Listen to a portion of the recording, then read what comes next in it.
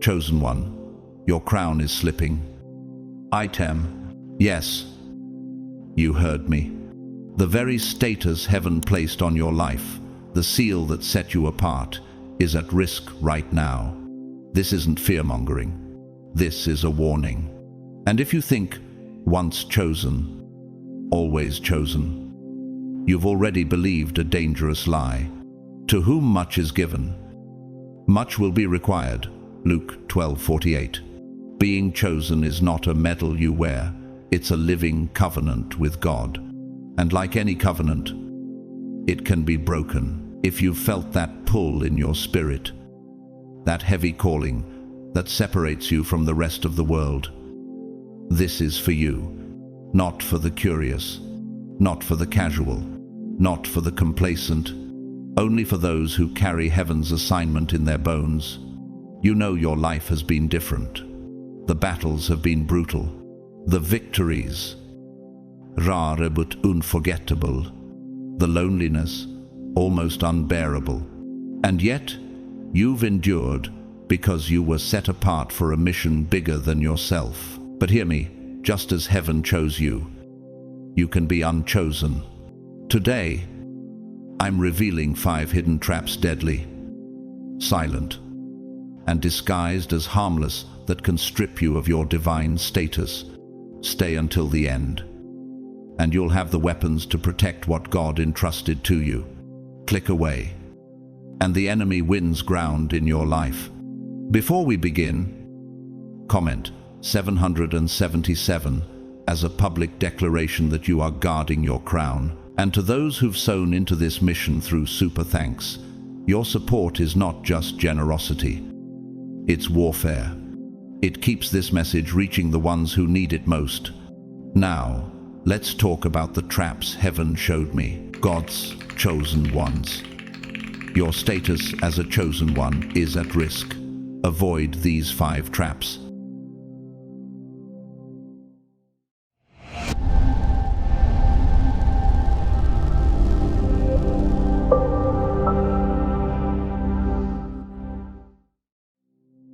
Being chosen rarely feels easy. Many days it lands on your shoulders like armor you never asked to wear.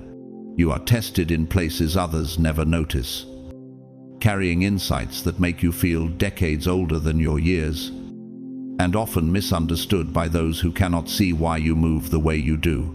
Yet there is purpose in the pressure. You were not selected because life would be simple. You were entrusted because heaven saw in you the resilience to endure, the courage to confront, and the potential to transform the world around you. Still, your position is not fixed in stone. Divine favor flows when you remain aligned, disciplined, and humble. Step away from these, and what was placed in your hands can be given to another. To whom much is given, much will be required. Luke 12:48. When responsibility increases, do you guard your soul with the same intensity heaven used to place this mantle on you? The traps that can strip a chosen one of their calling are not loud. They slip in quietly, wrapped in familiar routines or disguised as good intentions. Pride is one of them. Wearing the mask of certainty, it whispers that you have nothing left to learn, that your perspective is final. Yet pride goes before destruction, and a haughty spirit before a fall. Proverbs 16:18. The chosen are preserved not by talent, but by the humility to remain teachable.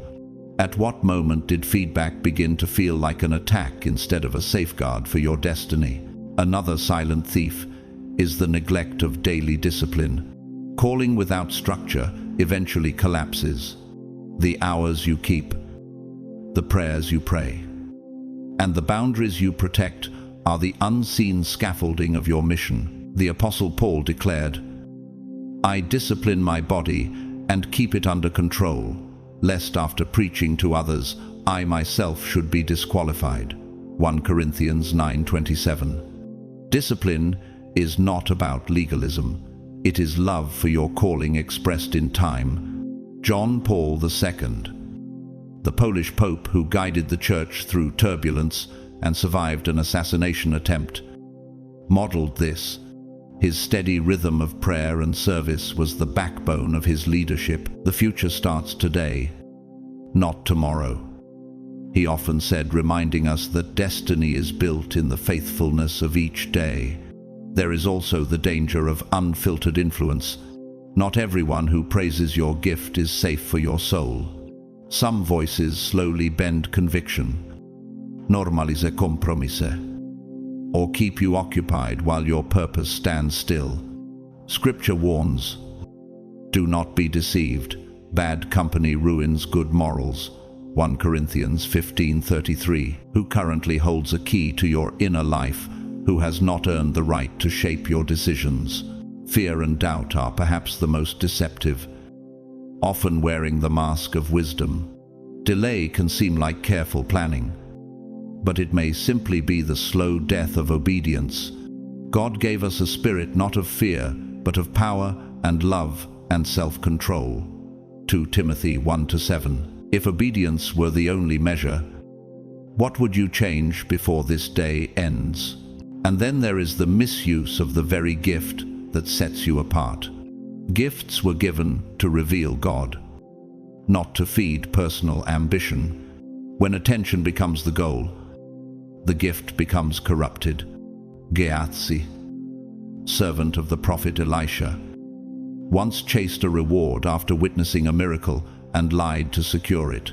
2 Kings 5. His consequence was immediate and irreversible.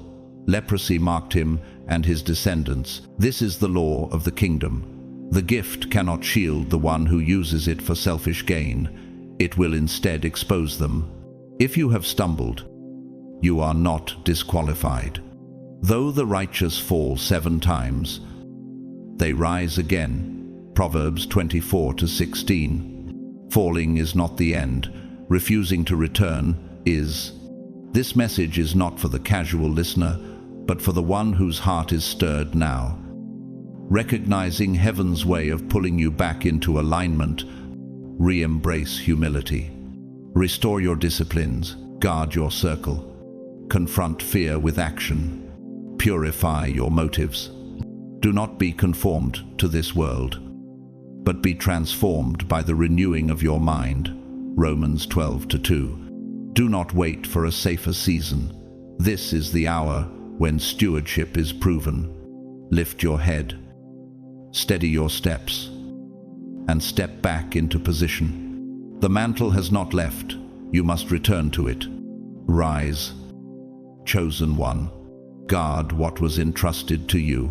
Walk out what heaven has spoken over you, and do it now. By the time we finish, you will carry the insight and clarity needed to safeguard your status as a chosen one and take your spiritual journey to heights you may have never imagined.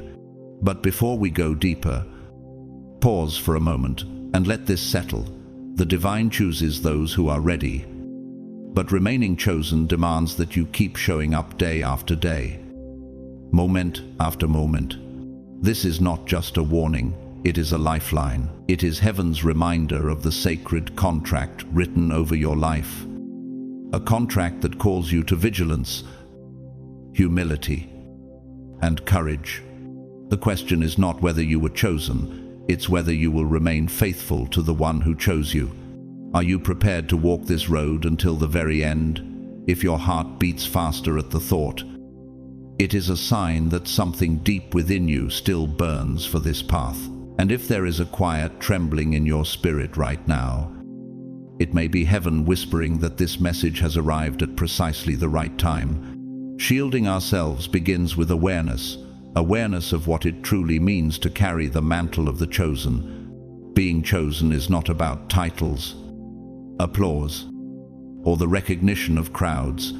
It is about a sacred alignment, a deep resonance with the will of God, and a mission that stretches far beyond personal ambition. The label chosen one may stir different images for different people, but at its core it means this: you have been called to live for something higher than yourself, something that demands sacrifice, unshakable discipline, and unwavering faith.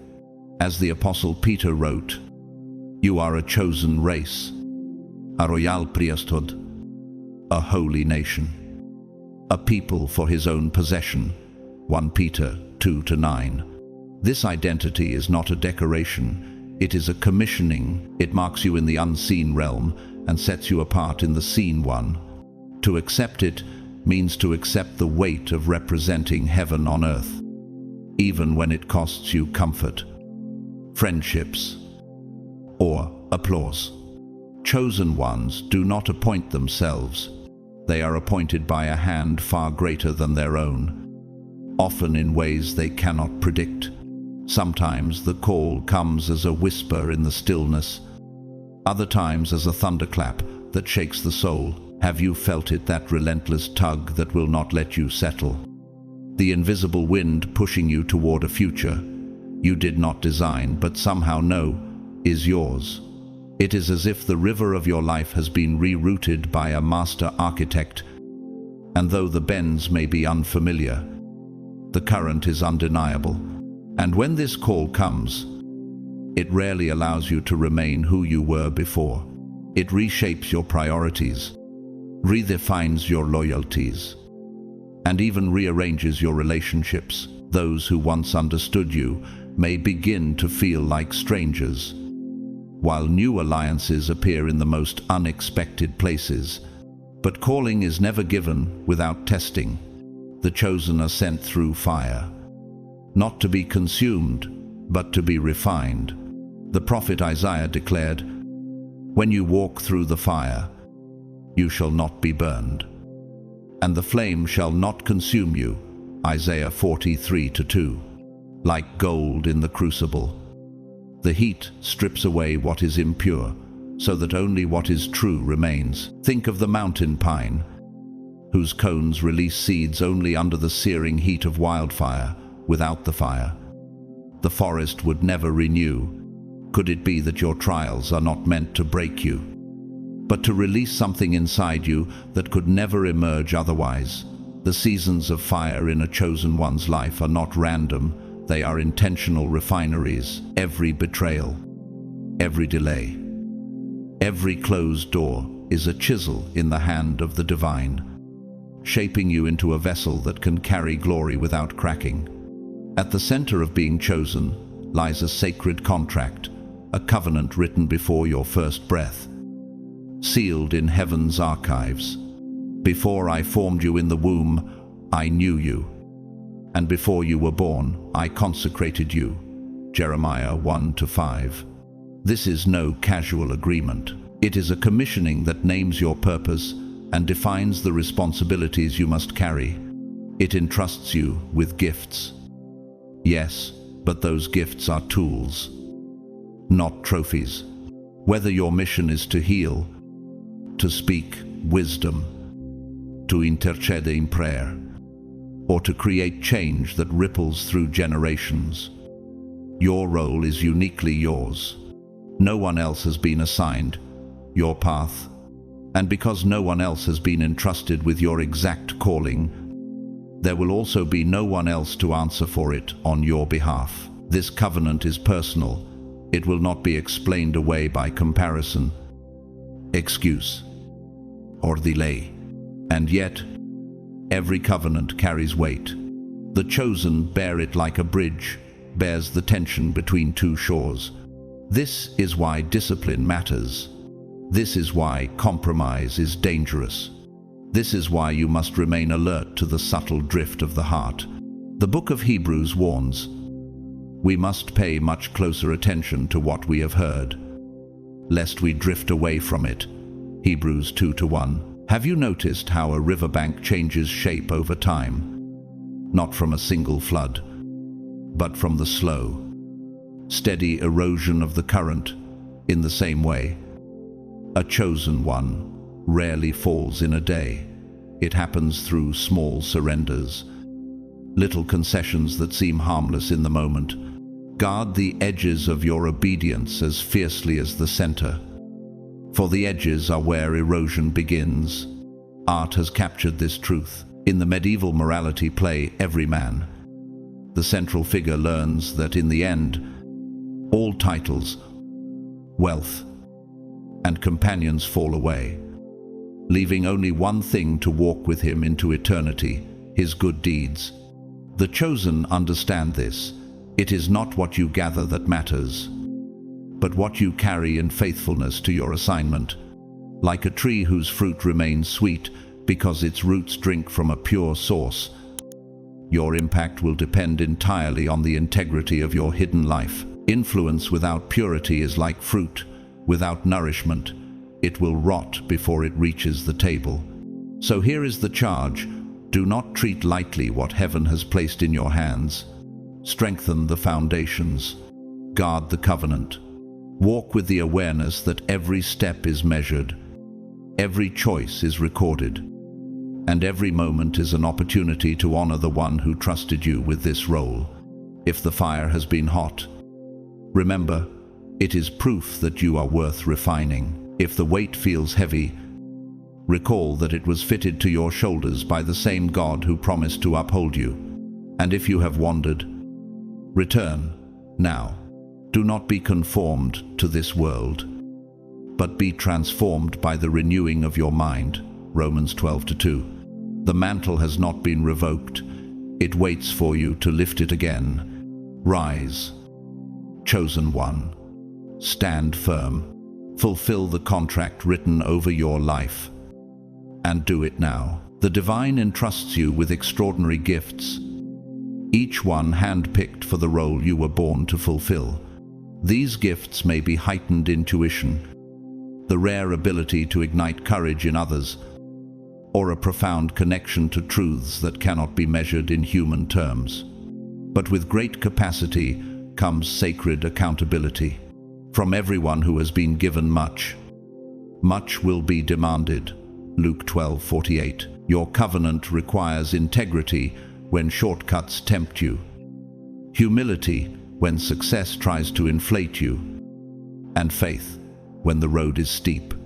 Have you ever considered that turning from your purpose does not only wound your own destiny, but sends invisible shockwaves through the lives you were meant to help? What sets you apart is not pride or superiority, it is resonance. Chosen ones operate at a higher spiritual frequency, a level of inner signal that, in scientific terms, produces a different kind of waveform in the unseen. This resonance often isolates you because the environment you move through vibrates on another wavelength. You are the light of the world. A city set on a hill cannot be hidden. Matthew 5:14. You may walk into a room and instantly read its emotional architecture, sensing which beams are strong, which foundations are cracked, whether it's perceiving unspoken tension, predicting the collapse of an idea before it fails, or feeling the shift in a conversation's gravity. Your intuition is the compass that keeps you on course. But like any navigational tool, if it's neglected or ignored, it drifts out of calibration. What would happen if the very compass God placed inside you began pointing toward comfort instead of calling? Your life draws tests like a lightning rod draws storms. These trials are not punishments, they are the divine's training grounds. Each challenge functions like resistance in the physics of faith. It builds the tensile strength of your spirit so you can bear greater weight. Consider it pure joy whenever you face trials of many kinds, because you know that the testing of your faith produces perseverance. James 1:2-3. Picture an arched bridge in heaven's blueprint. The stones must be tested individually before they can hold the structure together. If one fails under pressure, the whole span is compromised. Are you allowing the tests to shape you into a living pillar, or are you resisting the process that would make you unshakable? You have known moments of direct connection with the divine times in prayer, stillness, or unexpected encounters when the presence of God was as undeniable as gravity. These moments are not random. They are anchor points in your spiritual architecture, calibrated to remind you that you are never truly alone. I will never leave you, nor forsake you. Hebrews 13:5. This connection is fuel. Without it, purpose becomes theory. With it, purpose becomes momentum. Even athletes know that in the quiet seconds before a decisive play, the game's outcome is determined not by noise, but by inner alignment. And here lies the duality. Being chosen is both a blessing and burden. The blessings are obvious: open doors, divine protection, supernatural provision, but the burdens are less glamorous: constant refinement, higher accountability, and the weight of representing heaven's interests on earth. Leonardo da Vinci, the Renaissance master, once said, "I have been impressed with the urgency of doing. Knowing is not enough, we must apply." His life illustrates that genius is not merely having a gift, but stewarding it through discipline. For the chosen, the gift is the starting point. What you build with it is the proof. So here is the truth that many will not tell you. If you do not actively guard your calling, entropy sets in. The structures of your inner life, your habits, thoughts, and boundaries are like the buttresses of a cathedral, left unattended. Even the most beautiful designs will begin to crack. Watch over your heart with all diligence, for from it flow the springs of life. Proverbs 4:23. If your heart is the sanctuary, then vigilance is its gatekeeper. The divine has already laid the foundation. It is your responsibility to keep the walls standing until the work is complete. And if you have stumbled, you are not disqualified. Though the righteous fall 7 times, they rise again. Proverbs 24:16. Falling is not the end, staying down is. If anything in these words stirs your conscience, see it as proof that heaven is still inviting you back into position. Stand up, realign your structure, retune your frequency. Step back into the arena with the quiet confidence of one who knows the scoreboard is not decided yet. Rise, chosen one, and carry the mantle like the sacred trust. It is. The time to act is not later, it is now. You carry abilities and insights that can transform lives, including your own. These are not random talents. They are carefully assigned tools meant to fulfill a mission greater than any personal ambition. Each of you should use whatever gift you have received to serve others as faithful stewards of God's grace. 1 Peter 4:10. Yet the burden is just as real as the gift. Many chosen ones walk through seasons where even the people closest to them cannot fully understand their path. This misunderstanding can wound, but it can also separate you from something sacred. Have you realized that the very isolation you wish to escape may be the chamber where heaven fine-tunes your hearing? Solitude, though uncomfortable, can amplify the whispers of the divine until they become undeniable.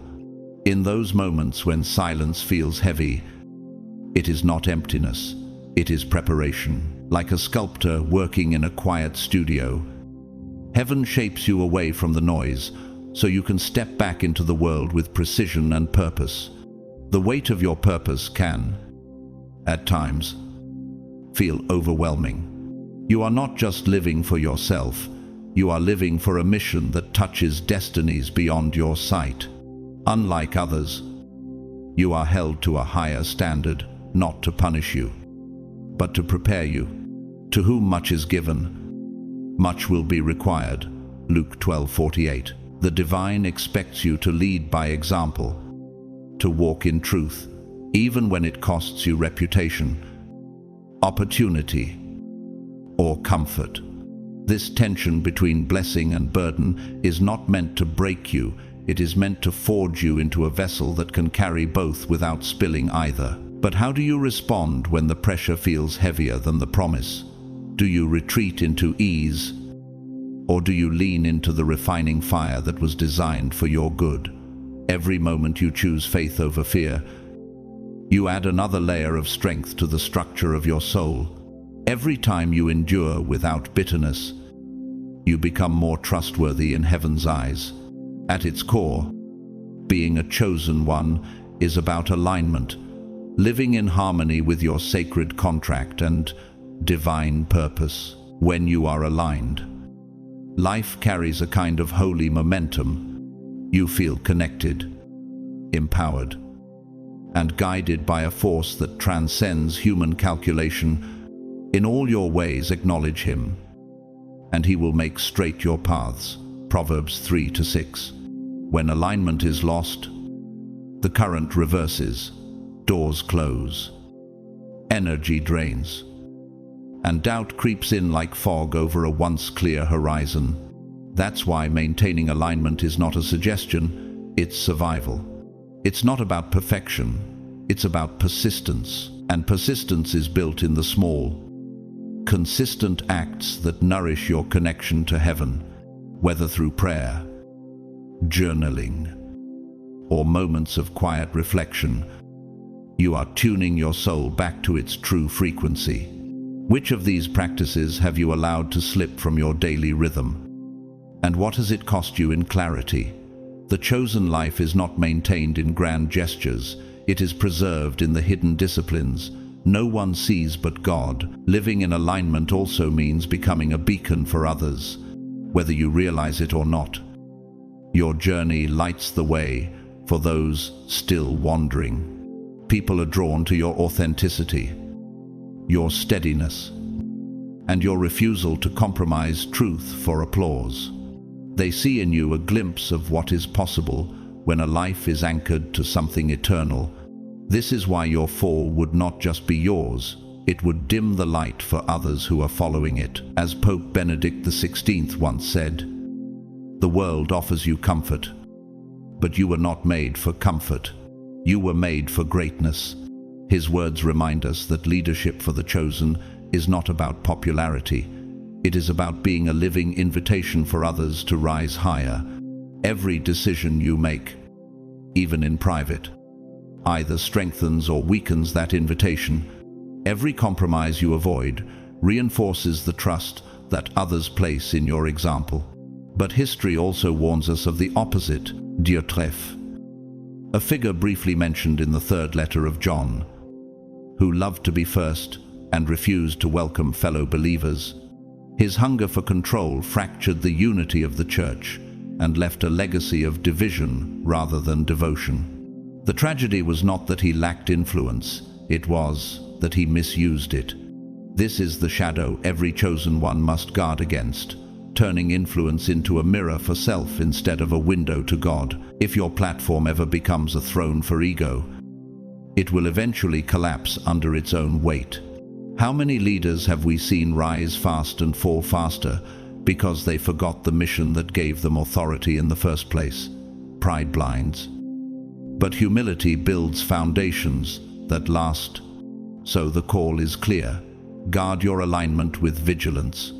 Watch yourselves, so that you may not lose what we have worked for, but may win a full reward.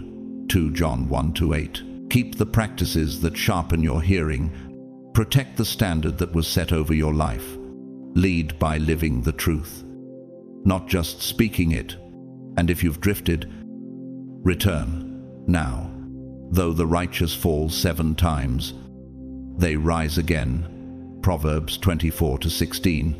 Your calling has not been revoked. It waits for you to step back into position. Rise, chosen one. Stand in the place heaven assigned to you. The light you carry was never meant to be hidden, and the world cannot afford for it to go out. And when you stand, you do more than reclaim your destiny.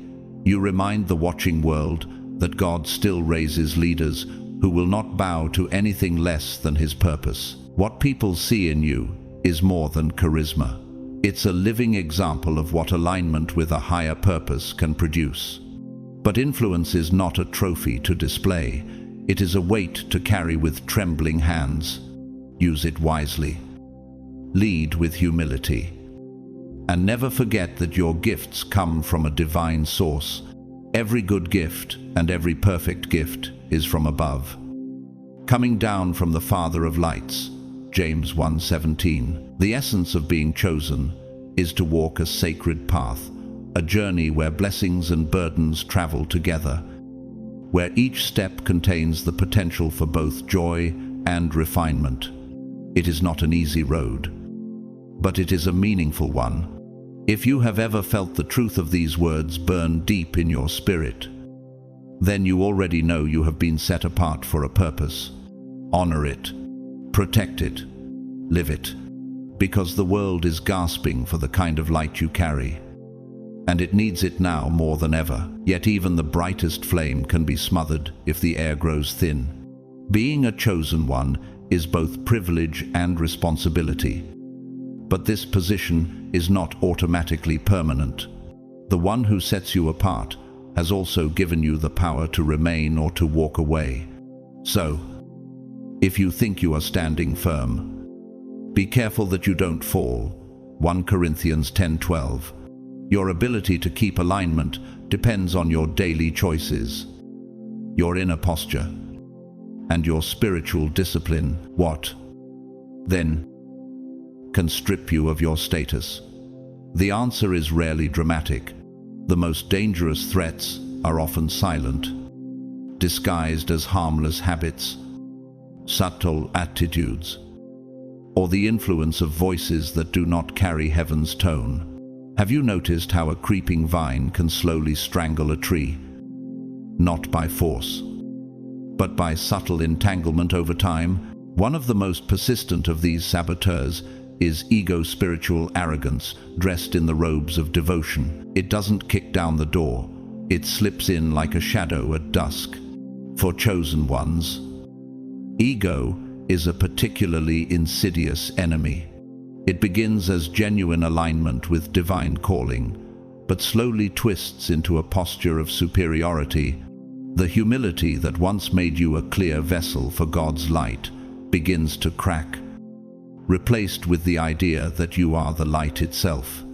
God opposes the proud, but gives grace to the humble. James 4:6. Ego thrives on separation. It convinces you that being chosen makes you more deserving, more enlightened, or more valuable than others.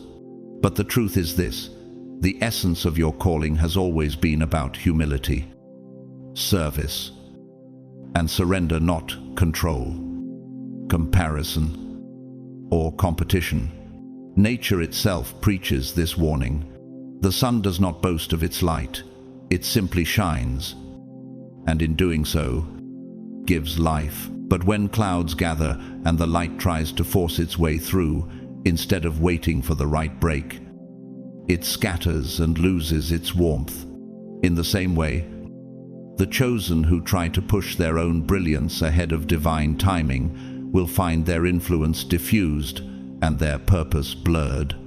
What happens to a river when it stops flowing and tries to keep all its water? It stagnates. The moment the flow is about you rather than through you, you begin to decay from within. The arts have painted this lesson for centuries. In the medieval mystery play, The Castle of Perseverance, the soul is portrayed as a pilgrim journeying between the forces of good and evil, always tempted to abandon humility for self-glory.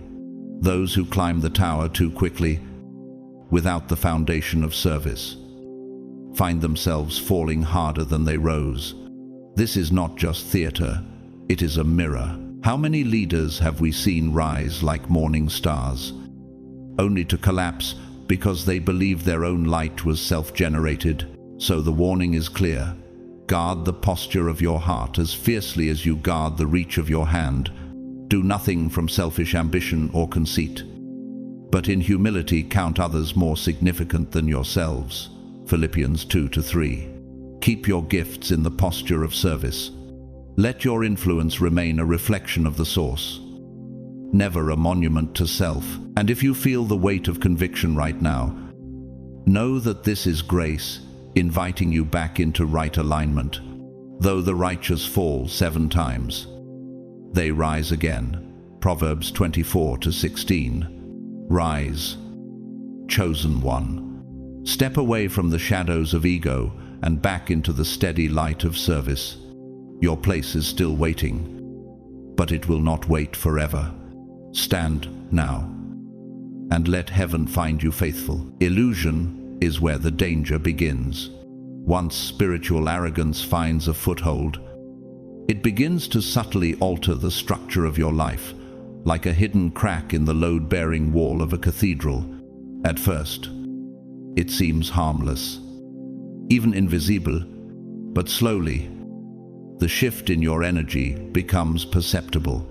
People can sense when humility has been replaced by pride. Those who were once drawn to the resonance of your authenticity begin to step back, not because your message has changed, but because the frequency of your spirit has shifted. It is as if the once pure signal you carried is now clouded by interference. When pride comes, then comes disgrace. But with the humble is wisdom. Proverbs 11:2. Have you noticed how the atmosphere changes when ego steps into the room before you do? This isolation is not merely social, it is structural in the spiritual architecture of your life. The flow of the divine cannot move freely through a heart that has been acoustically insulated by ego. Imagine a grand hall designed for perfect resonance, where the slightest change in material dampens the sound. That is what happens when pride replaces humility. The reverberation of grace is muted. Another consequence is the distortion of your mission's blueprint. What once was about building bridges of healing, spreading wisdom, and embodying love becomes a self-referential monument, more concerned with personal recognition than divine service. Whoever exalts himself will be humbled, and whoever humbles himself will be exalted. Matthew 23:12. The divine does not choose you for your desire to rule. He chooses you for your willingness to serve.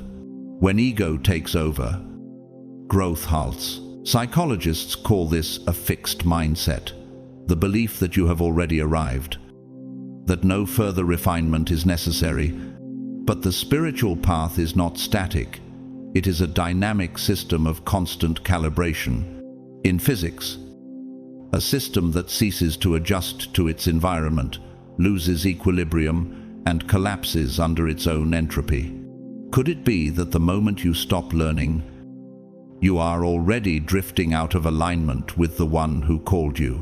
Ego is rarely loud. It seeps in through subtle channels, disguised as conviction, cloaked in certainty. This makes it dangerously hard to identify. The antidote is not false modesty or pretending you have no worth. It is the cultivation of true humility. True humility is architectural. It creates an unshakable foundation capable of supporting the weight of greater responsibility. It is also harmonic, like a well-tuned instrument. It allows the frequency of the divine to pass through you without distortion. God opposes the proud, but gives grace to the humble. James 4:6. History gives us examples of this principle. Corrie ten Boom, a Dutch watchmaker who helped countless Jews escape the Holocaust, carried her calling with both courage and humility. She once said, "Trying to do the Lord's work in your own strength is the most confusing, exhausting, and tedious of all work, but when you are filled with the Holy Spirit, then the ministry of Jesus just flows out of you." Her life was proof that gifts are not to be hoarded. They are conduits, meant to release life to others. Humility restores your alignment with the universal principles of love, compassion, and surrender. It clears the interference in your soul's circuitry, so divine energy can flow without static. Clothe yourselves, all of you, with humility toward one another. 1 Peter 5:5. Gratitude becomes the grounding wire, ensuring that every current of grace is anchored in acknowledgement of its source. But humility is not self-maintaining. It must be safeguarded. The journey of a chosen one demands constant vigilance. Ego will not vanish after one victory. It will wait in the quiet, searching for an unguarded moment to reassert itself. That's why you must develop the discipline of pausing like an athlete in the final seconds before a decisive play, scanning the field and recalibrating strategy. So I ask you, when was the last time you examined the foundation of your calling? Are there fractures forming where no one else can see? If so, this is your moment to repair them. Though the righteous fall 7 times, they rise again. Proverbs 24:16. Rise. Chosen one. Tear down the scaffolding of ego and rebuild on the cornerstone of humility. Let your life become a structure where heaven's presence echoes without obstruction. The master architect has not revoked your assignment, but he is waiting for you to restore the design. Stand now, and let the walls of your calling ring with the sound of his glory again. Are your actions truly guided by love and service? Or have they begun to bend toward the need for validation and applause? This is not an accusation, but an invitation to recalibrate, recommit to your purpose, remembering that the divine chose you not because you were flawless, but because you were willing. Man looks on the outward appearance, but the Lord looks on the heart. 1 Samuel 16:7. Ego will attempt to lure you off course, whispering that your worth must be proved rather than lived. But humility will always call you home. The one who appointed you does not demand perfection. He seeks authenticity. Stay humble. Stay grounded. Remember, your gifts were given to be shared, not hoarded. In humility lies the true strength of a chosen one. For God opposes the proud, but gives grace to the humble. James 4:6. How often do you pause to examine whether your service still flows from gratitude, or has it been quietly hijacked by the desire to be seen? Discipline is the foundation upon which your status as a chosen one rests. Without it, the connection to your divine purpose begins to waver, and the energy that once flowed like a living river through you begins to dry up. Being chosen is not a static title, it is an ongoing covenant. Discipline is the bridge that keeps you aligned with your higher self and the divine forces that guide your steps. When that bridge weakens, everything else begins to destabilize. A man without self-control is like a city broken into and left without walls. Proverbs 25:28. The journey of a chosen one demands consistency. Your spiritual gifts are not fixed monuments. They are dynamic forces that require constant tending. Think of them like a flame. If you do not feed it, protect it, and shield it from the wind, it will flicker and die. Practices like prayer, grounding, and self-reflection are not decorative rituals. They are essential acts of alignment. They are the spiritual maintenance that keeps the signal of your calling free from static. Without them, distraction and disconnection slip in unnoticed. Have you ever thought that skipping one day of devotion doesn't matter, only to find weeks later that your clarity has dimmed? This is how drift begins, not with a dramatic fall, but with small, repeated neglect. To illustrate, Angela Duckworth, a psychologist and author known for her research on grit. She defines grit as passion and sustained persistence applied toward long-term achievement. Her work proves what the chosen already know in their spirit. Talent without discipline cannot endure.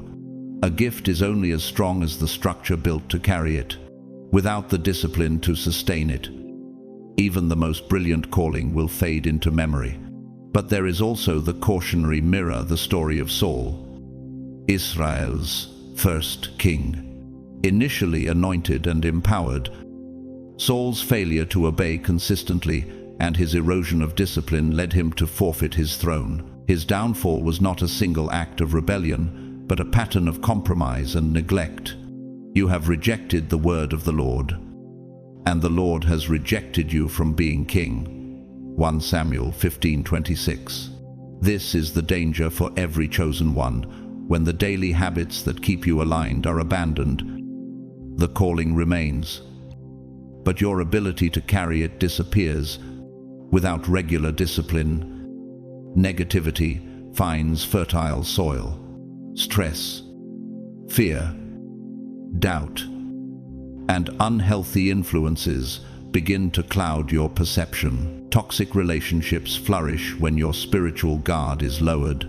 In this state, even wise counsel can sound like noise, and the path once clear becomes obscured.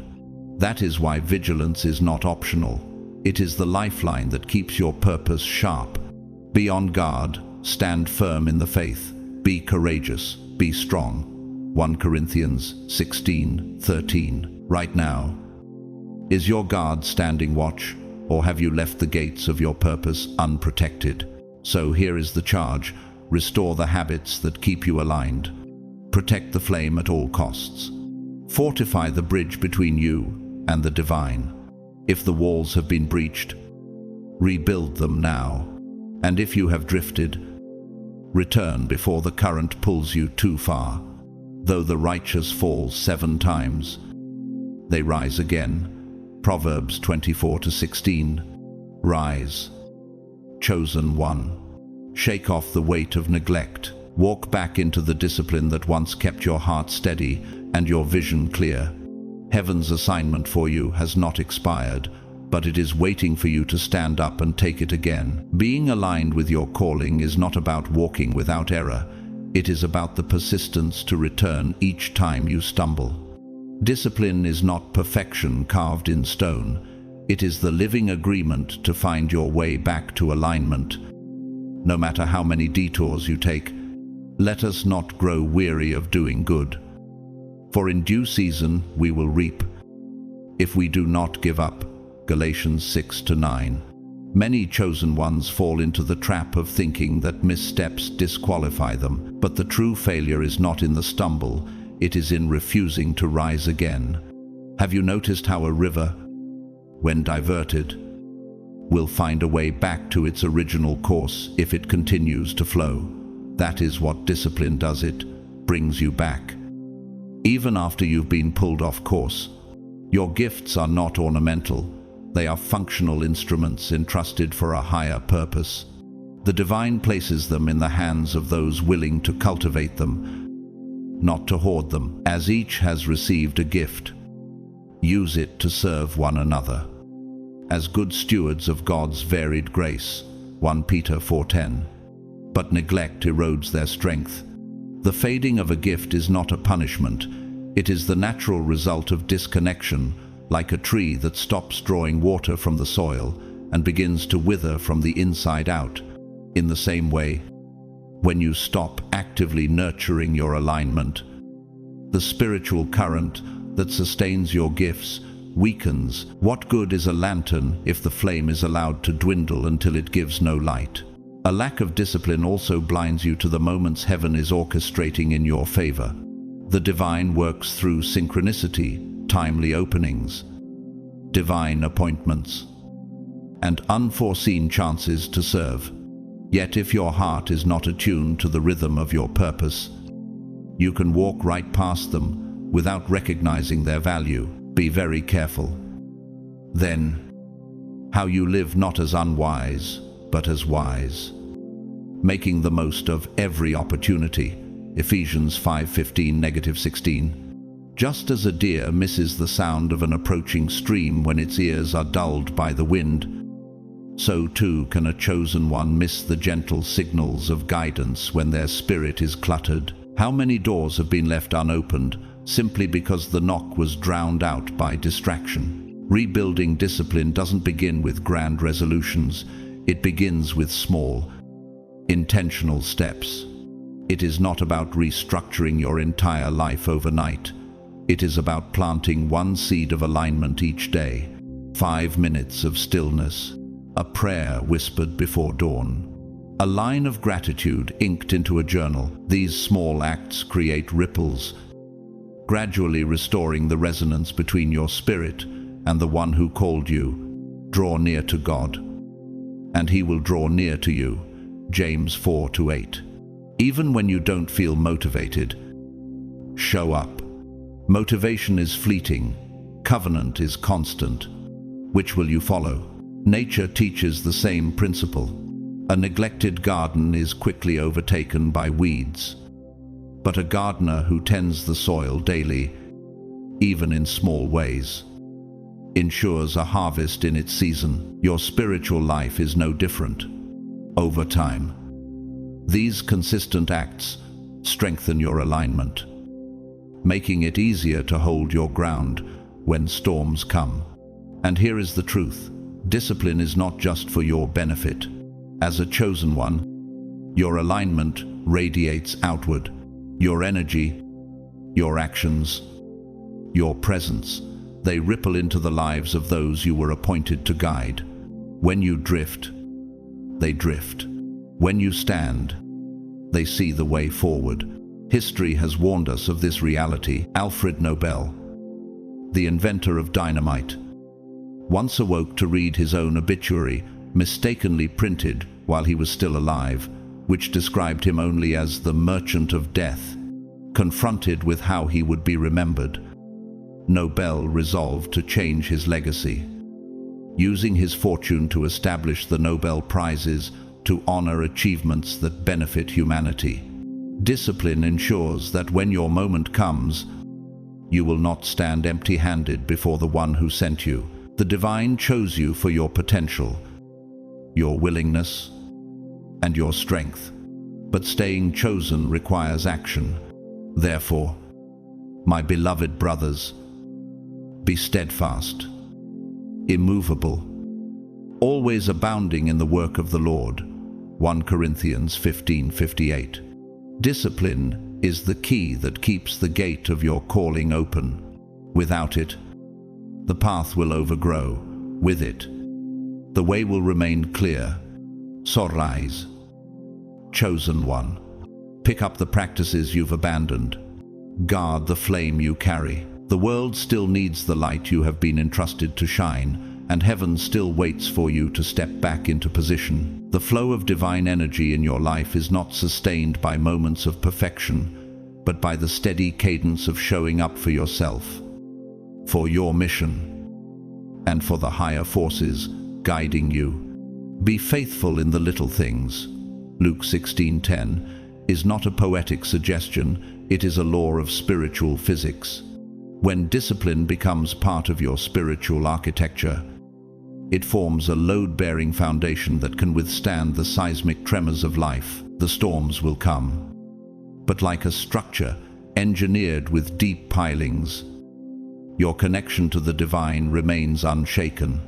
In the same way that a tuning fork vibrates at a consistent frequency regardless of surrounding noise, disciplined living keeps you in harmonic resonance with your calling. Have you noticed how, in sports, the game can turn not in the chaos of the crowd, but in the focused stillness of a timeout?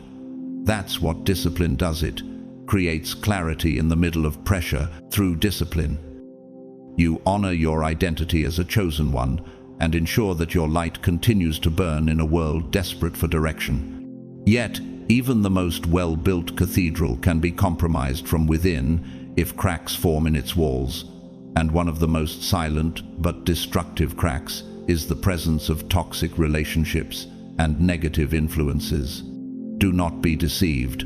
Bad company corrupts good morals. 1 Corinthians 15:33. For chosen ones, relationships carry an amplified weight. The people you allow close have the power to either magnify your resonance or absorb it until your spirit feels muted. Your energy is not an infinite resource. It is the fuel that powers your spiritual gifts and keeps you aligned with your mission. Toxic relationships are like parasitic circuits in an electrical system, creating constant energy leaks. They are not always hostile in obvious ways. Often they appear friendly, even supportive, but their frequency is subtly out of phase with yours. Over time, this misalignment creates interference in your ability to discern the divine signal. How many times have you ignored a quiet inner nudge about someone's influence, only to realize later that your vision had grown cloudy? Above all else, guard your heart, for everything you do flows from it. Proverbs 4:23. If the signal is breaking, will you clear the interference, or let the static drown out the voice of God? These influences can manifest in constant criticism, manipulative behavior, or emotional volatility that keeps you in a state of low-grade anxiety. They may question your worth, distort your self-perception, or belittle your mission, not always through direct opposition, but through subtle erosion. In psychological terms, it is like long-term cognitive dissonance, the conflict between your internal truth and the atmosphere you keep returning to. The danger is that you start adjusting your frequency downward to match theirs, forgetting the pitch heaven originally tuned you to. To illustrate the importance of guarding your inner circle, the life of Saint Teresa of Avila, the Spanish mystic and reformer, she faced opposition not only from political forces, but also from those within her own religious order who resisted her reforms. Her journals reveal that she remained aligned by carefully choosing confidants whose presence strengthened her resolve rather than drained it.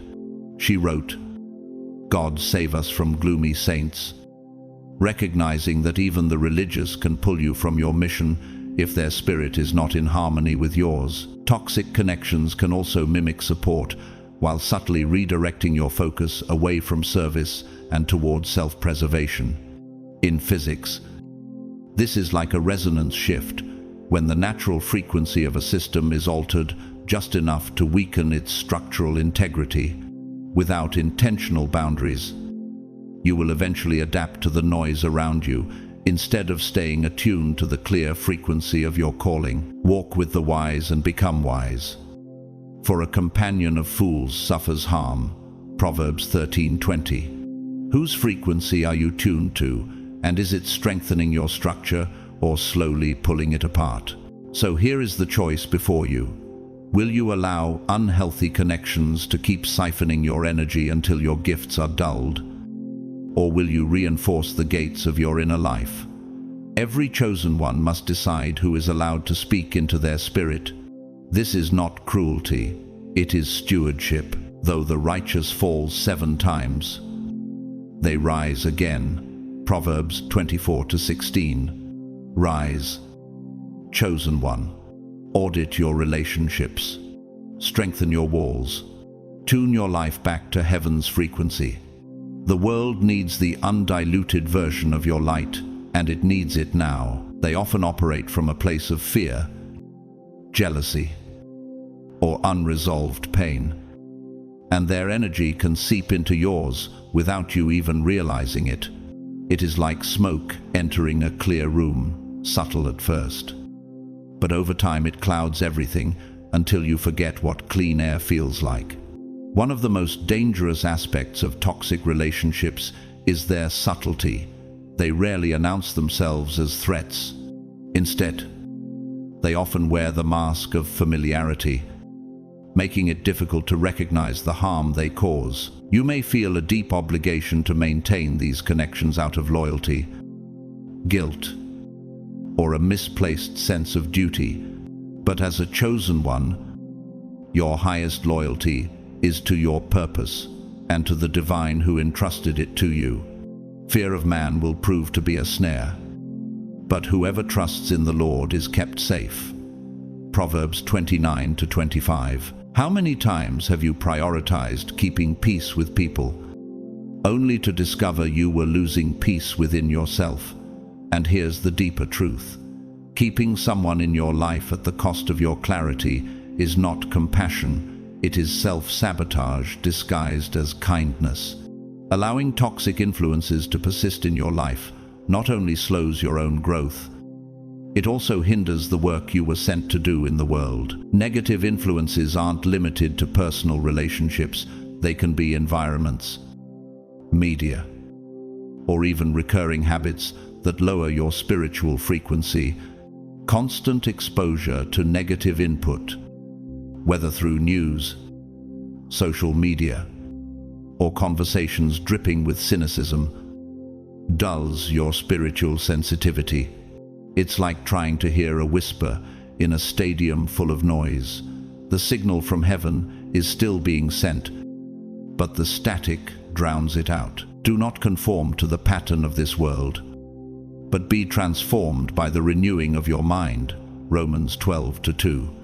Over time, this noise becomes the new normal, making you forget how sharp your discernment once was.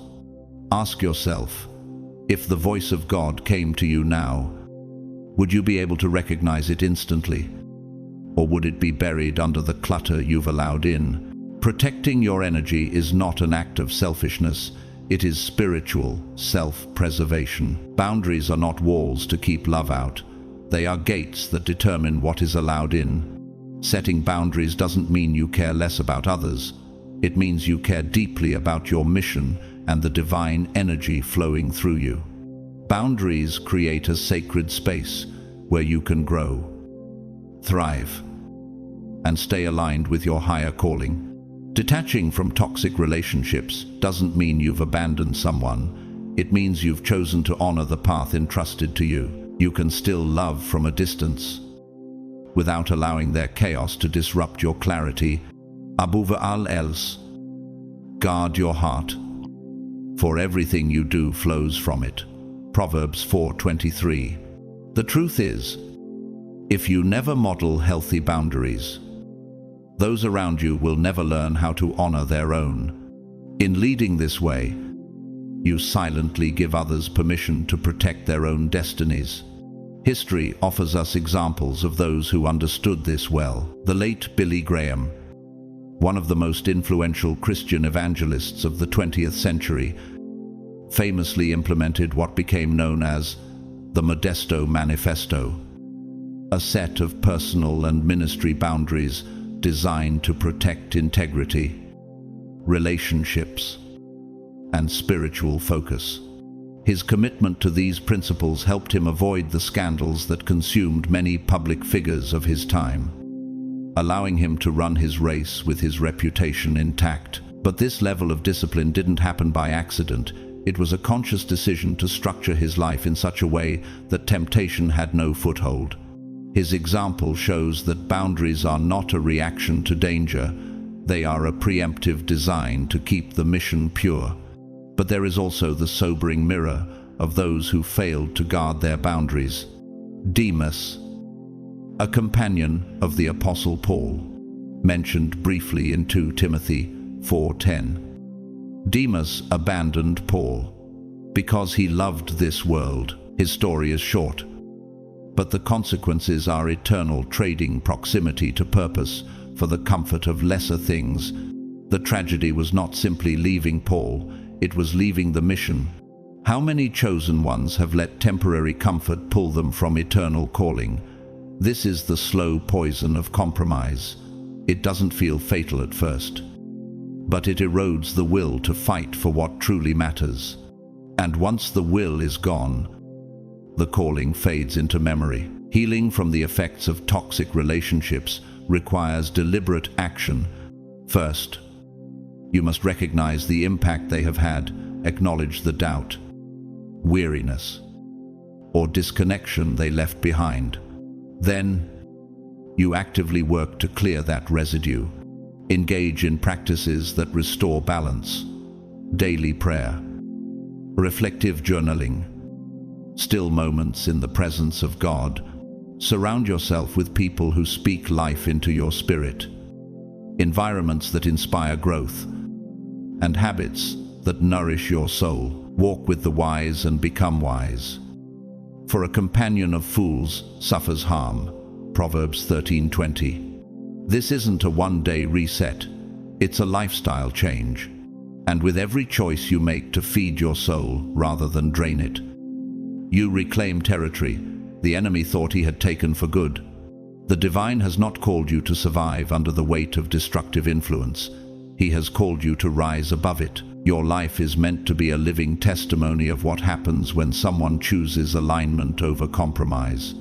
If you've allowed the wrong voices to become too loud, lower their volume. If you've let the wrong people too close, step back. If you've felt your purpose dim under the shadow of someone else's chaos, step into the light again. Though the righteous fall 7 times, they rise again. Proverbs 24-16. Rise, chosen one. Guard your energy. Protect your assignment and walk forward with a circle that amplifies your calling instead of draining it. And remember, when you rise, you give silent permission for others to do the same. The divine has chosen you for a purpose, and that purpose demands clarity, focus, and strength. Toxic relationships and negative influences are not harmless inconveniences. They are strategic distractions designed to derail you from your sacred mission. By releasing them, you create an open channel for divine energy to flow unhindered through your life. You were never chosen to carry unnecessary burdens. Those weights only slow the pace of your obedience. Let go of what no longer serves your calling. Protect the atmosphere of your spirit. Honor the road heaven has set before you, and surround yourself with voices that call you higher.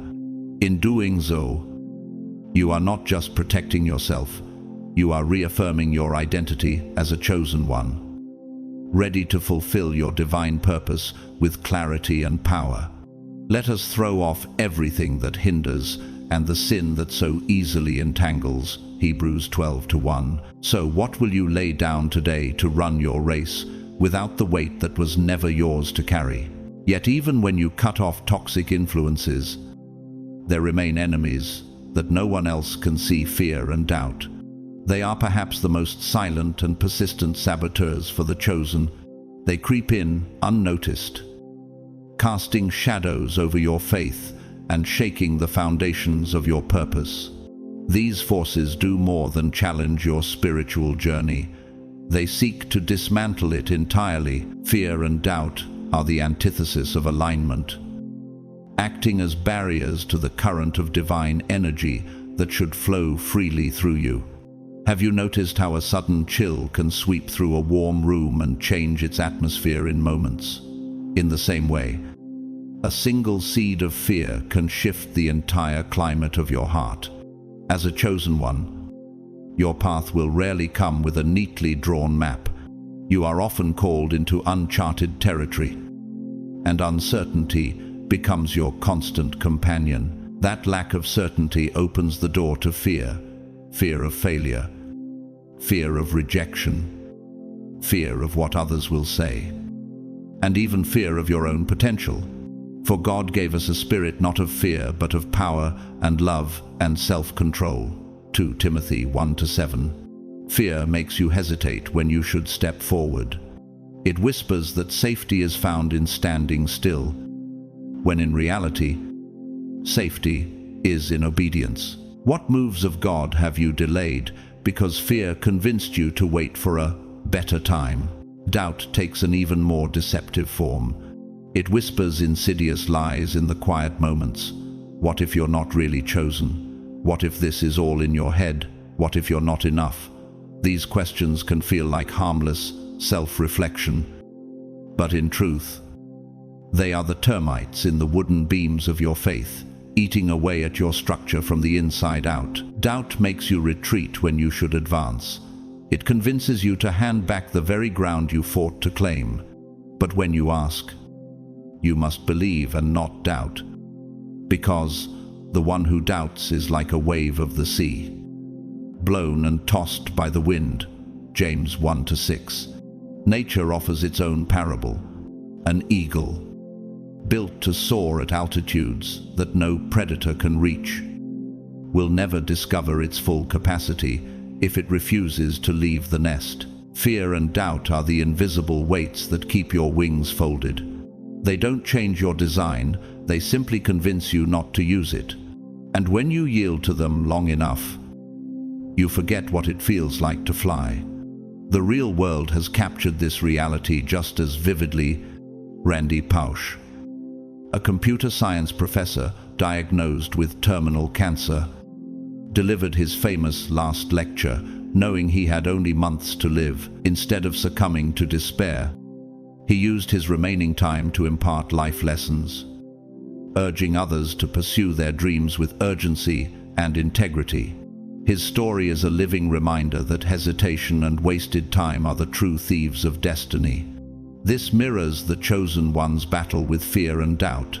It is not that the mission disappears, it is that you run out of time to fulfill it. The antidote to both fear and doubt is active faith.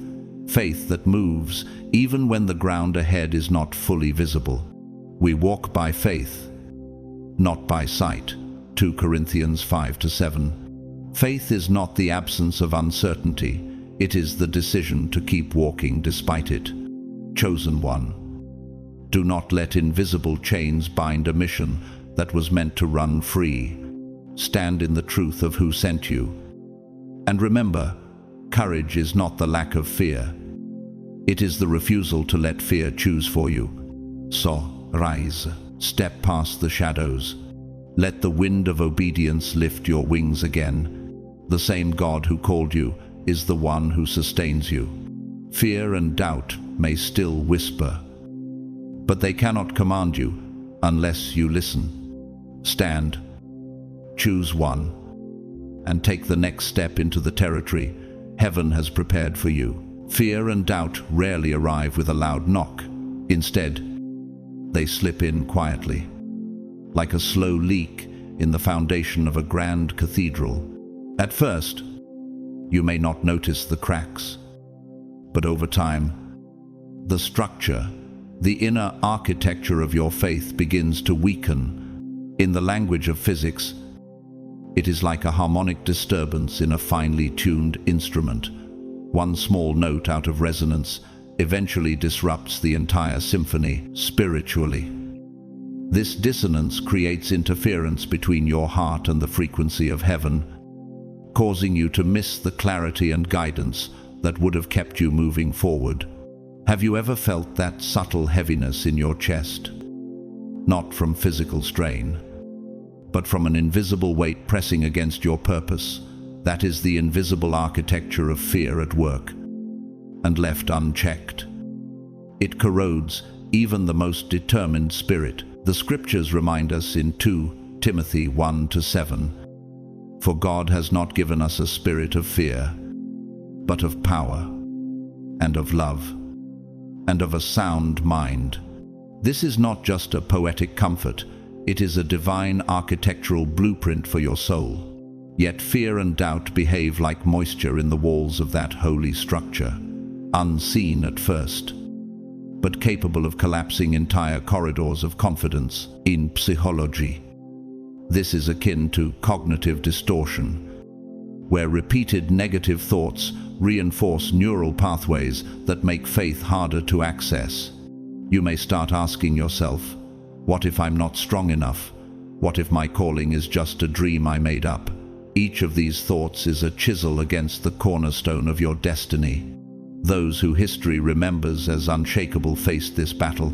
Florence Nightingale, the pioneering nurse who transformed battlefield medicine during the Crimean War, once confessed that she often questioned whether she could bear the weight of responsibility God had placed on her. Yet she pressed forward, saying, "I attribute my success to this. I never gave or took any excuse." Her story reminds us that perseverance is not about never feeling fear. It is about refusing to let fear dictate the blueprint of your life. Without such resolve, fear builds walls, and doubt locks the doors from the inside. Fear and doubt, if left to linger, create a cycle of stagnation that is much like a chess game where you refuse to move your pieces. The opponent's spiritual resistance needs only your hesitation to win, and unlike in casual games, the stakes here are eternal. In James 1-6, we read, The one who doubts is like a wave of the sea, blown and tossed by the wind. This instability can manifest as lost opportunities, divine appointments missed because you hesitated to step forward, or a voice from heaven that you could no longer distinguish from the noise of your own overthinking. What victories have you already forfeited simply because you stood still too long? But these forces are not proof of weakness, they are the proving ground of strength. Even in the laws of engineering, a structure becomes most stable after it has been tested under pressure. The key is not to eliminate the wind, but to anchor deeper into the bedrock, spiritually. This bedrock is trust in God's sovereignty. The prophet Isaiah declared in Isaiah 41:10, "Fear not, for I am with you. Be not dismayed, for I am your God." This is the equivalent of reinforcing your spiritual architecture with indestructible beams. In modern leadership, the artist and entrepreneur Tyler Perry once said, "Fear is a liar. It whispers to you until you agree to stop dreaming." His journey from poverty to one of the most influential stages in Hollywood is proof that refusing to bow to fear allows the full blueprint of your life to unfold. Like a skilled architect, God has already drawn the design. Your role is to keep building, even when scaffolding sways in the wind. Can you imagine how different your life would look if fear lost its grip on you today? If you have ever watched the film The Mission, 1986, there is a scene where a former mercenary drags his armor and weapons up a steep waterfall as penance. Each step a battle against fear of change and doubt in his own redemption. The moment he releases the burden into the river is a vivid portrait of what happens when the chosen ones finally let go of the weights that keep them from their calling. In another example, Shadowlands, 1983, de Pictothor C.S. Lewis confronting the raw pain of loss, and in doing so, wrestling with the very faith he had long defended. These moments capture the reality that courage is not the absence of fear, but the decision to keep walking through it. So, rise. Do not allow the quiet erosion of fear and doubt to dismantle the holy structure God has been building in you. Strengthen your foundations daily with prayer, scripture, and action, even when you do not feel ready. Your mission requires a heart tuned to heaven's frequency, not distorted by the static of fear. The time is now.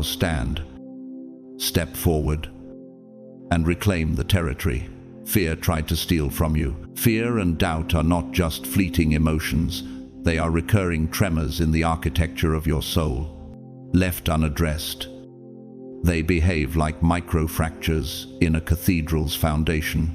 Invisible at first, but over time, capable of destabilizing the entire structure. In the language of acoustics, they are like persistent background noise, disrupting the resonance of your spiritual frequency, preventing the pure tone of your purpose from ringing out. And yet, even in this interference, there is a truth worth holding. You are not alone, and you are fully capable of walking through the valley of fear with the courage to overcome doubt. The question is, what anchors you when the atmosphere feels heavy with uncertainty? In Psalm 27:1, we read, "The Lord is my light and my salvation, whom shall I fear?" This is not mere poetry, it is an engineering principle for the soul. A load-bearing beam that refuses to buckle under pressure. To return to your strength, you must return to your why, that divine blueprint imprinted on your heart when you were first called. What is the purpose that ignites your soul? What are the signs and moments that have confirmed heaven's hand on your life? By meditating on these, you drown out the static of doubt that seeks to pull you off course. Surrounding yourself with supportive influences is like reinforcing a bridge under constant strain. It distributes the weight and prevents collapse. Fear and doubt thrive in isolation.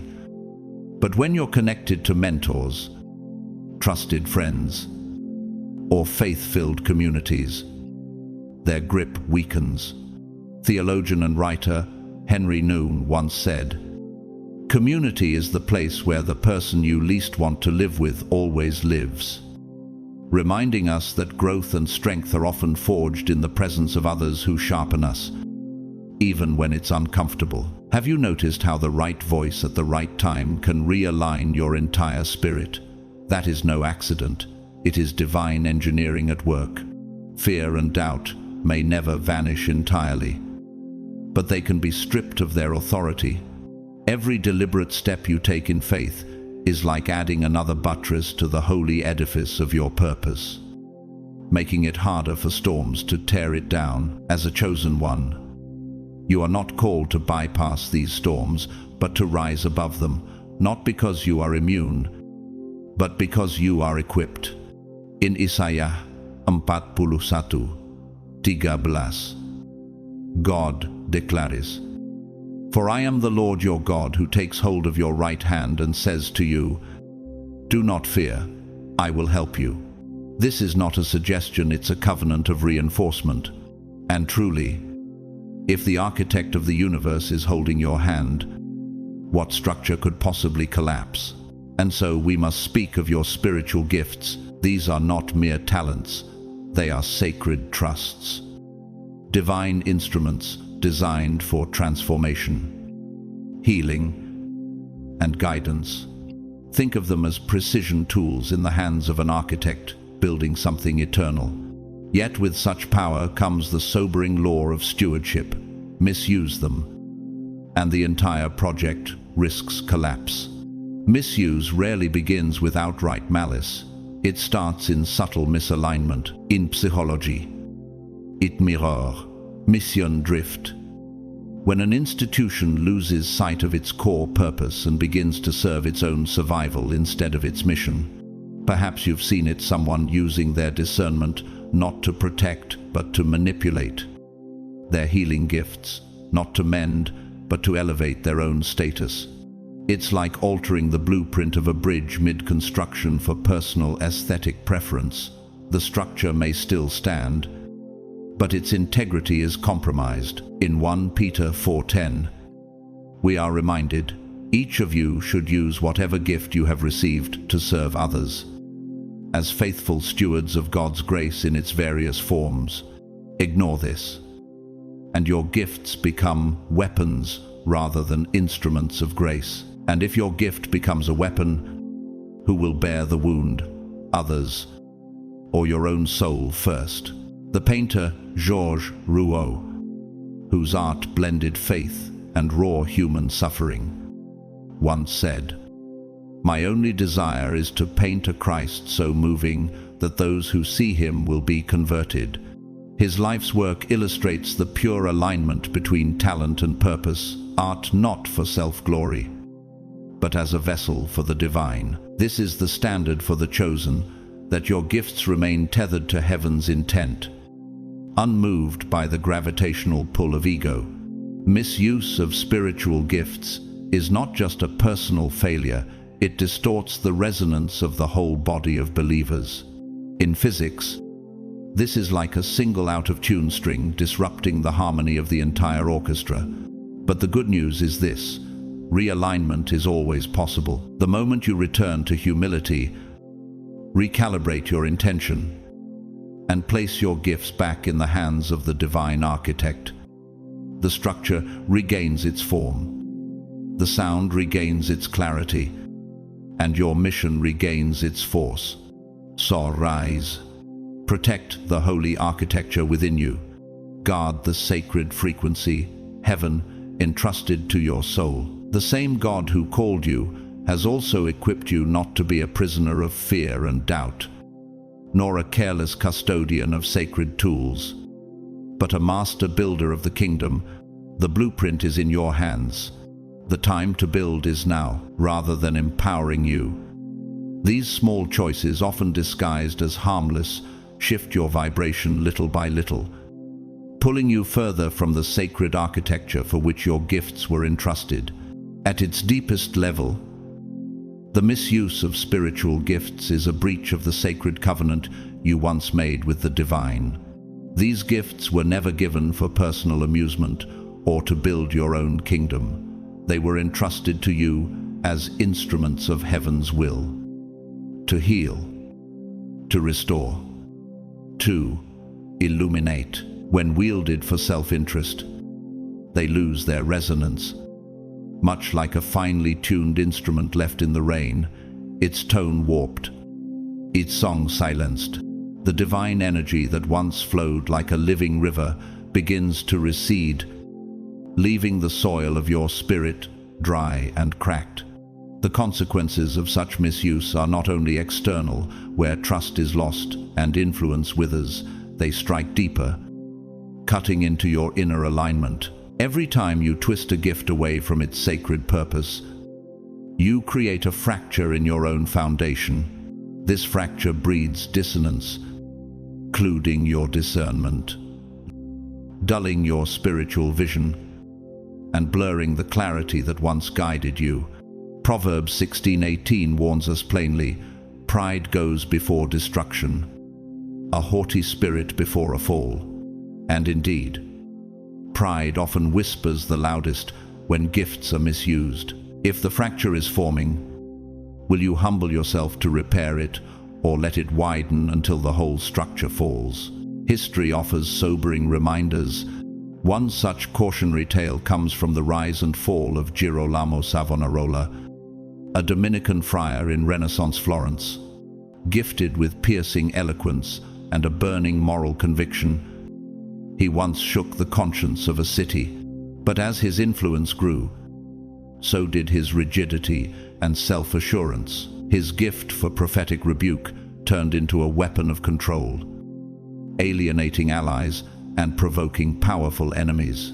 The same voice that could have steered a city toward revival instead led to his public execution in 1498. The tragedy was not the loss of his life, but the loss of what his gift could have continued to achieve had it remained humble. In contrast, we can look at William Wilberforce, the British politician who dedicated decades of his life to abolishing the transatlantic slave trade. He could have used his political influence for personal enrichment, but instead, he poured it into a cause that outlived him. His perseverance despite ridicule, political isolation, and ill health proved that gifts anchored in service can move the course of history. Would the chains of slavery in Britain have been broken as swiftly without a man willing to risk his career for righteousness? Always approach your gifts with the posture of a servant before every decision. Let the question echo in your spirit: does this honor the divine purpose for which I was chosen? When your gifts are poured out selflessly, the divine breath behind them intensifies. Your alignment deepens, and your impact becomes unshakable. 1 Peter 4:10 affirms this. Each of you should use whatever gift you have received to serve others. As faithful stewards of God's grace in its various forms, to serve is to strengthen, to exploit is to weaken. Misuse will inevitably cause gifts to fade, taking with them the sacred connection that makes you a chosen one. But the inverse is also true. Honor your calling, and your gifts will grow brighter with time. In leadership psychology, this is known as virtuous cycle reinforcement. The more you invest your abilities in others, the more your influence expands in healthy, sustainable ways. The spiritual life is no different. Heaven entrusts more to those who steward well. How much more could heaven trust you if every action you took was an act of pure stewardship? Staying aligned with your sacred path is not a straight, unbroken line. It is more like a pilgrimage through varied terrain, sunlit valleys, shadowed ravines, and narrow passes where you must walk slowly and deliberately. The path of a chosen one is both costly and exhilarating. It is a journey saturated with opportunities to grow, to serve, and to embody the divine blueprint entrusted to your soul. Along this journey, you will encounter distractions, temptations, and moments of deep fatigue. Alignment is not the absence of these trials. It is the discipline to return to your center every time you drift. The silent saboteurs: ego, lack of discipline, toxic relationships, fear, doubt, and the misuse of spiritual gifts are universal. They creep in like ivy on the walls of a sacred temple, beautiful to the untrained eye. But if left unchecked, they will weaken the stone itself. Yet Isaiah 40:31 reminds us, "But those who hope in the Lord will renew their strength. They will soar on wings like eagles. They will run and not grow weary. They will walk and not faint." If even eagles must face the storm before they can soar higher, why would you expect your calling to come without resistance? So, rise. Chosen one, guard the gifts entrusted to you as if they were the crown jewels of heaven, because in a sense, they are. Let them be tools of light in a world that craves truth. Stand against the currents of pride and misuse. Walk in such integrity that even the darkest forces cannot accuse you. For the divine has not only called you, he has equipped you. And if you remain faithful, your gifts will outlive you. Echoing through the corridors of eternity, the tests that every chosen one faces are not the cold verdict of failure, but the sacred invitations of heaven, moments where the veil things and you are summoned to step closer into divine intimacy. These trials are like the deep roots of an ancient oak, digging into unseen soil during the fiercest storms. Have you ever noticed how the tallest trees in the forest sway violently in the wind, yet do not break?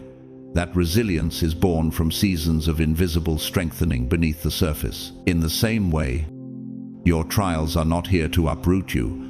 They are here to anchor you more firmly into God's truth. As James 1:3 declares, the testing of your faith produces perseverance. And recognizing these pitfalls and addressing them with honesty and intention is not just a discipline, it is the lifeline that preserves your calling.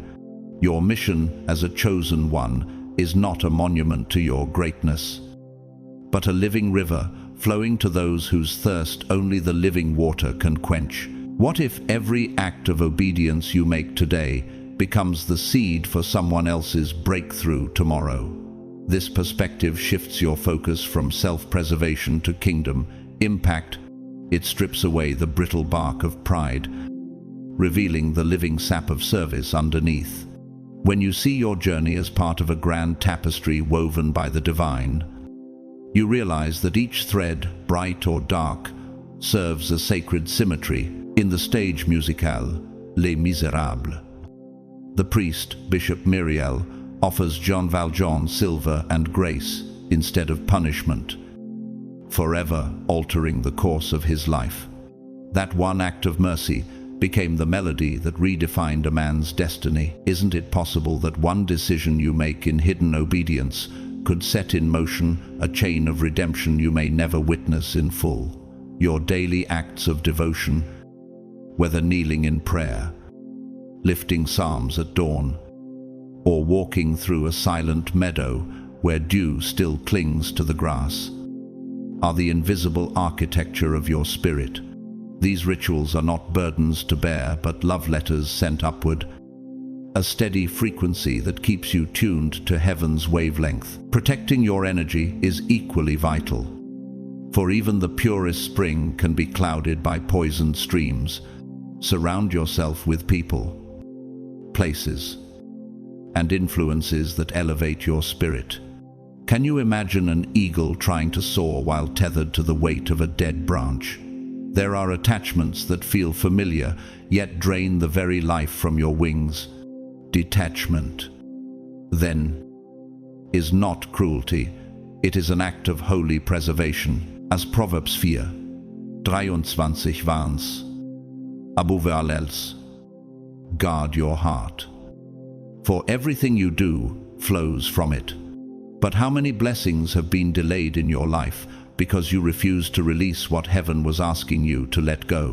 When fear and doubt come, meet them as a seasoned mariner meets the storm, not with panic, but with the sure hands of one who has sailed these waters before. Faith is not the absence of waves, but the courage to walk upon them, as Peter did when he stepped out of the boat in Matthew 14:29. Have you forgotten the times when heaven's light broke through just as you thought the darkness would swallow you? Those memories are your compass, pointing you back to trust. And yet, do you truly believe that the same God who carried you through the last storm will not also guide you through the next? Every faltering step you take still belongs to the journey. A seedling does not resent the wind. It learns to grow roots deeper into the soil. Your challenges, then, are not detours, but the very scaffolding upon which your soul is built. As C.S. Lewis once wrote, "In the weight of glory, we are far too easily pleased, forgetting that God often strips away the lesser so he can give us the eternal." What if the discomfort you feel now is not punishment, but preparation for something so sacred it requires you to be remade first, as a chosen one? Your greatest power lies not in force, but in humility, the humility of Christ, who washed the feet of his disciples, knowing he held all authority in heaven and on earth. Your gifts are not private possessions. They are the flowing streams of divine grace, meant to irrigate barren hearts. Philippians 2:3 reminds us, "Do nothing out of selfish ambition or vain conceit.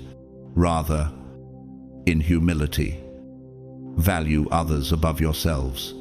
Will you pour yourself out, even when no one is applauding? Trusting that heaven keeps the record, lead with love, act with unshakable integrity, serve with a joy that refuses to be extinguished by criticism or scarcity. For you were not chosen to be comfortable, you were chosen to be unstoppable. Stand up now and take your place in the symphony heaven has been composing with your life. The time for hesitation is over. The journey of the chosen one is not a path of ease, but of eternal significance. Every step you take in humility, every decision you make in integrity, is a thread in the great tapestry. The divine is weaving through your life. You are here, not by accident, but by holy appointment. The gifts entrusted to you are not ornaments for display, but sacred tools for healing, building, and transforming lives. The world may try to dim your light, but darkness has never overcome the light that burns with heaven's fire.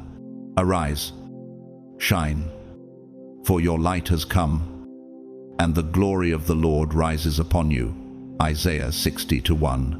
When the weight feels too heavy, remember the same God who called Moses from the wilderness, who anointed David in the pasture, and who sustained Esther in the palace, is the one who has called you. This mission is not given to the half-hearted. It is entrusted to those who dare to remain faithful when the cost is high.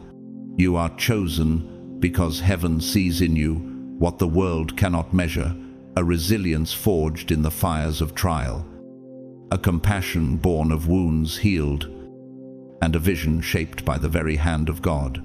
So protect your energy like a sacred flame. Walk in alignment even when the road narrows. Let your courage be louder than fear, and your faith deeper than doubt. The divine will continue to guide you, but it asks you to keep saying yes when everything in you wants to turn back. This is your sacred contract. This is your inheritance. And this is your charge. If this message has stirred something deep in your spirit, take a moment to like this video, share it so that others may be strengthened, and comment 777 as a declaration that you choose to remain aligned with your calling. Whether you've supported this mission through super thanks or simply by showing up with an open heart, know that your presence here matters more than you realize. You are part of this spiritual family, and together, we are building a fortress of light in a world desperate for hope. May you walk in unwavering courage. May your heart remain pure before the Lord. And may your light pierce the darkness wherever you go. Stay blessed, stay faithful, and never forget you were chosen for such a time as this.